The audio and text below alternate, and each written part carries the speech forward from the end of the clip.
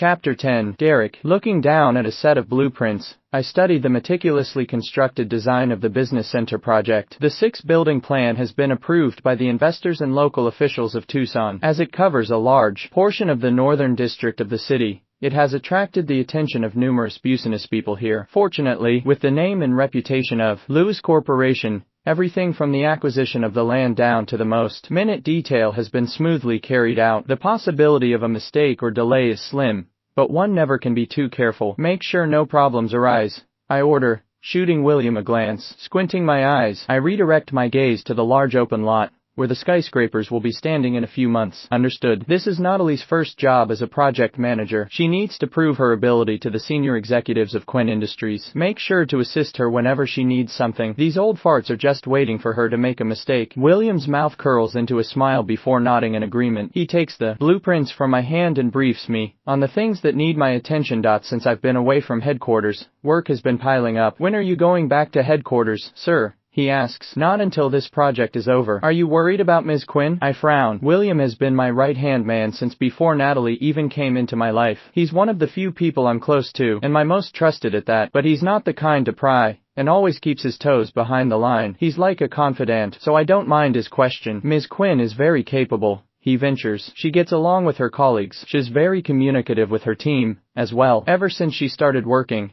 she has never sought my help. She's found her way out when she's stuck and solved problems on her own. She may be young, but she possesses the qualities of a good leader for Quinn Industries. She is very responsible.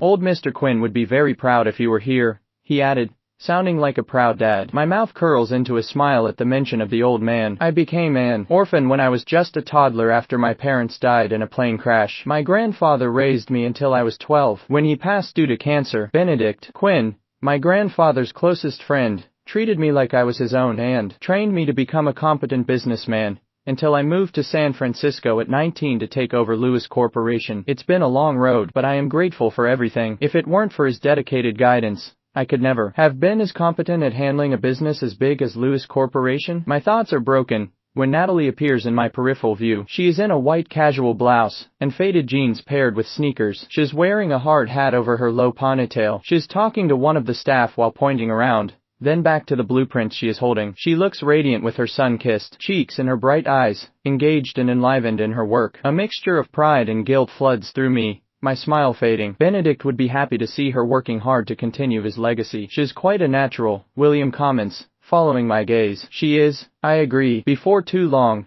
Natalie and a few people on her team, along with the construction manager, take notice of my presence and come to greet me. I nod in acknowledgement, signaling them to continue whatever they were doing. William leads me back to the car as my eyes linger on the beautiful woman, who seems to be fully immersed in her work. As if feeling my gaze, she tilts her head in my direction. She smiles brightly, her face flushed as if all her blood has come rushing to her cheeks. There's something in her shy and innocent disposition that makes me want to grab her and kiss her right there, with no regard for anyone or anything else. I bob my head lightly in acknowledgement before she hurriedly averts her eyes, making my heart swell a little. It's that strange feeling again. I shake my head lightly as if it will erase the nonsensical thoughts, but before I can step inside the vehicle, a familiar figure of a man catches my attention. It's the same man who was at the banquet. Fancy seeing you here, Mr. Lewis, he greets hurriedly. He's panting as if he's run 10 laps. I cock an eyebrow, then his extended arm. Mason Moore, sir, he introduces with a gallant smile, wiping a bead of sweat off his forehead with his free hand. Tucked under his arm is a rolled piece of paper which I presume to be a copy of the project blueprint. It's nice to meet you,